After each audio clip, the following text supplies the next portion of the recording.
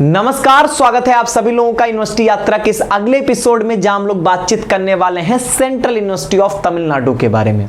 इस यूनिवर्सिटी में बेसिकली आपको अंडर ग्रेजुएट के लेवल पर बीएससी एमएससी की इंटीग्रेटेड कोर्सेज मिलते हैं। बीएमए का एक इंटीग्रेटेड कोर्स इकोनॉमिक्स का मिल जाएगा और यहाँ पर कुछ बीएससी के कोर्सेज आपको मिलेंगे।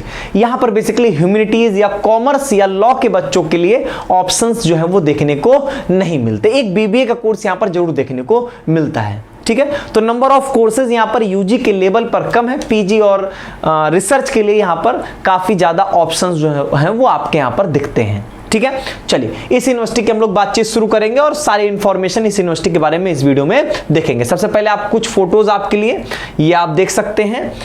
इसके बाद बेसिक इंफॉर्मेशन तमिलनाडु में है, 2009 में आपका बना है। एक्ट ऑफ पार्लियामेंट जो आया था 2009 में, उसी में कई सारी सेंट्रल यूनिवर्सिटीज बनी थी, उसका ही एक पार्ट ये भी है। और एडमिशन रिलेटेड सारी इंफॉर्मेशन इस वेबसाइट पे मिल जाएगी। नैक की इसकी B+ की रेटिंग है इसकी, तो बहुत अच्छी रेटिंग नहीं है। अगर हम बात करें तो बहुत सारे स्टेट यूनिवर्सिटी की इससे अच्छी आपको रेटिंग मिल जाएगी। और NIRF की बात करें तो यहाँ पर 51 से 100 के बीच में यूनिवर्सिटी रैंकिंग इसकी देखने को मिलती है। एडमिशन रिलेटेड इंक्वायरी के लिए आप इस पे कॉल और मेल कर सकते हैं।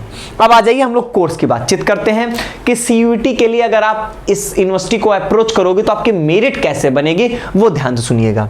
कोर्स में आपको पहली बात BSc के कुछ कोर्सेज मिलेंगे, जिसमें से आप दो ऊपर देख रहे हो, एक टेक्सटाइल और एक इंडस्ट्री, एक टेक्निकल टेक्सटाइल और एक यहाँ पर आपका अपैरियल डिजाइन, टेक्सटाइल एंड अपैरियल डिजाइन। तो तीनों लगभग एक ही से रिलेटेड है और जनरल टेस्ट से सब में यहाँ पर आपका एडमिशन हो रहा होगा। फिर हम बात करें BBA का, तो वो भी टेक्सटाइल बिजनेस एनालिटिक्स के लिए है, उसमें भी जनरल टेस्ट से मेरिट बनेगी। अब बात करते हैं इंटीग्रेटेड BSc MSc कोर्स की बात करें तो केमिस्ट्री, बायोटेक्नोलॉजी और मैथमेटिक्स और फिजिक्स में आपको यहाँ पर देखने को मिलेगा। केमिस्ट्री की अगर हम बात करें तो फिजिक्स केमिस्ट्री मैथमेटिक्स या फिजिक्स केमिस्ट्री बायोलॉजी डोमेन से आपकी मेरिट बनेगी। बायोटेक्नोलॉजी ऑब्वियसली बायो का कोर्स है तो फिजिक्स केमिस्ट्री बायोलॉजी से मेरिट बनेगी। मैथमेटिक्स मैथ का कोर्स है, फिजिक्स केमिस्ट्री मैथमेटिक्स से बनेगा। फिजिक्स केमिस्ट्री मैथमेटिक्स से बनेगा। MA इकोनॉमिक्स जनरल टेस्ट से आपकी मेरिट बनेगी।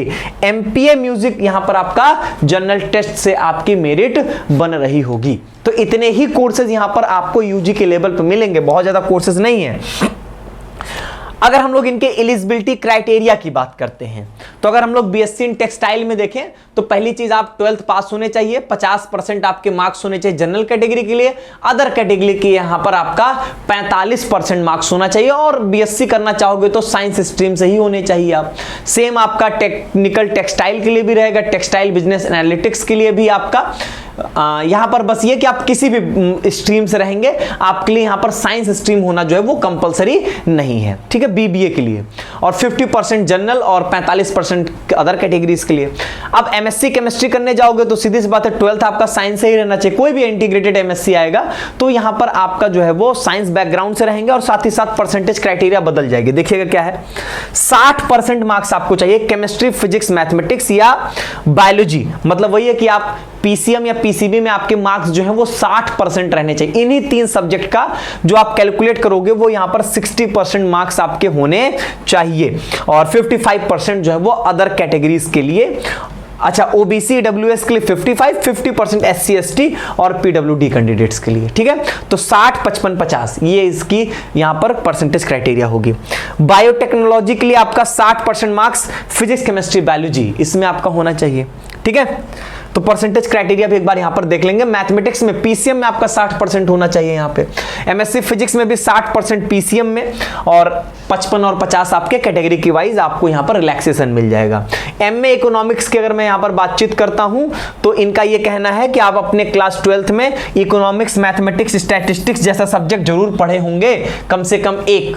इसमें से कम एक सब्जेक्ट यहां पर आपका क्लास 12th में जरूर होना चाहिए और 60% आपके यहां पर एग्रीगेट मार्क्स होने चाहिए। 60% जो है आपका एग्रीगेट मतलब क्लास 12th में आपका 60% मार्क्स होने चाहिए। क्लास 12th में आपके पास इकोनॉमिक्स, मैथमेटिक्स या स्टैटिस्टिक्स में से कोई एक सब्जेक्ट होना चाहिए। 55% OBC EWS वालों के लिए और 50% SC ST PWD कैंडिडेट्स के लिए। ठीक है, MPA म्यूजिक की बात करेंगे तो यहां पर जो है वो किसी भी बोर्ड से रहो, मतलब किसी भी स्ट्रीम से आप रह सकते हो, और 50 और 45% वाली यहां पर क्राइटेरिया रहेगी। ये बीएससी वाला कोर्स है आपका, और ये आपका इसमें भी है कि आप किसी भी स्ट्रीम से रह सकते हो, और 50 और 45% आपकी यहां पर क्राइटेरिया रहने वाली है। मुझे नहीं लगता इसमें कोई आपको इश्यू आ रहा है। अभी ये आप समझ गए होंगे, बस आप ध्यान दोगे कि integrated MSc physics chemistry maths इन सब में जाओगे तो आपको यहां पर 60% की क्राइटेरिया आ जाती है, और वो भी आपके इसमें क्या कहते हैं फिजिक्स केमिस्ट्री मैथमेटिक्स या फिजिक्स केमिस्ट्री बायोलॉजी पीसीएम या पीसीबी जिससे होंगे उससे आपका 60% बनना चाहिए। ठीक है। फी स्ट्रक्चर की अगर हम लोग यहां पर बातचीत करें 2024-2025 के सेशन के लिए आप यहां पर देख सकते हो, तो यहां पर इन्होंने बताया जो जितने भी आपके इंटीग्रेटेड वाले कोर्सेज हैं, अगर मैं टोटल फीस बात करूं तो 15,612 रुपए आपकी फीस यहां पर पड़ने वाली है। ठीक है, 15,612 रुपए आपकी फीस पड़ेगी। और बाकी जो यहां पर बीएससी के कोर्सेज हैं उनकी 17,757 रुपए, इंटीग्रेटेड एमए इकोनॉमिक्स की 13,896, इंटीग्रेटेड एमपीए म्यूजिक की 16,679 रुपए। पीडीएफ दे दूंगा, आराम से पढ़ लीजिएगा। कोर्स लिखा है, फीस लिखा, कोर्स लिखा, फीस लिखा, समझ जाओगे। ठीक है, कुछ ऐसा बहुत विशेष और बड़ी बात नहीं इसमें। अगर हम लोग यहां पर बात करते हैं हॉस्टल्स की, टोटल 9 हॉस्टल्स हैं, 4 लड़कों के लिए 5 लड़कियों के लिए, सॉरी 4 लड़के 4 लड़कियों, 1 इंटरनेशनल स्टूडेंट्स के लिए यहां पर है। ठीक है, बॉयज में कौन सा है, कितनी मतलब डबल ऑक्यूपेंसी मतलब होता है एक रूम में 2 बच्चे। ठीक है, और ट्रिप ऑक्यूपेंसी मतलब 3 लोग, 3 बच्चे रहेंगे उसमें, और कितने रूम्स हैं वो आपको यहां पर दिया गया है। हॉस्टल फैसिलिटी काफी अच्छी यहां पर मिल जाएगी आपको। और अगर हम लोग यहां पर बात करें हॉस्टल के फी स्ट्रक्चर की, तो देख लो टोटल जो है आपका वो, जैसे न्यू एडमिशन की बात करो तो यहां पर 7,000 रुपए आपकी पड़ेगी हॉस्टल की फीस। ठीक है, समझ गए। पर सेमेस्टर की बातचीत है ये आपकी। ठीक है, ये पर सेमेस्टर वाला फीस जो होगा वो जैसे 2,000 रुपए जो पर सेमेस्टर है ये हर सेमेस्टर में आपका लगेगा। समझ गए ये बात। ठीक है, तो हॉस्टल की फीस ऐसी रहेगी। फीस ठीक ठाक है, मतलब बहुत कम भी नहीं कह सकते हो, ज़्यादा भी नहीं कह सकते हैं। तो तमिलनाडु यूनिवर्सिटी के बारे में आपके लिए कुछ ये इन्फॉर्मेशन थी, और सीधी सी बात है कि ये लोग वही प्रिफर करेंगे जो बच्चे इस रीजन के आसपास के होंगे। ठीक है, जो साउथ के बच्चे होंगे और तमिलनाडु की साइड के बच्चे होंगे उनके लिए बेटर रहेगा, क्योंकि ऐसा हम बात करें तो बहुत इस यूनिवर्सिटी के लिए कोई ऐसा नहीं है कि बहुत कट ऑफ की मारामारी है, बहुत बच्चे इसके लिए compete कर रहे हैं, ऐसा बिल्कुल भी नहीं होता है। और ठीक ठाक यूनिवर्सिटी रहेगी आपके लिए। ये रेटिंग आप देख ही चुके हो, तो ठीक। और सबसे बड़ी बात यह है कि कोर्सेज बड़े लिमिटेड हैं, कोई ह्यूमैनिटीज का कोर्स है नहीं। लॉ कॉमर्स के बच्चे वैसे ही सब साइड हो गए, सिर्फ साइंस के बच्चे बचते हैं, और उसमें भी इंटीग्रेटेड कोर्स है।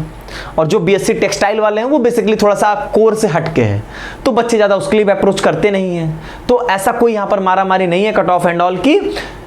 सीधी सी बात है कि थोड़े से इसके लिए साउथ वाले बच्चे ही इसको अप्रोच कर रहे होते हैं। ठीक है, ऐसा नहीं है कि इधर वाले बच्चे नहीं होते हैं, लेकिन जो ज़्यादा अप्रोच होती है वो ऐसी होती है।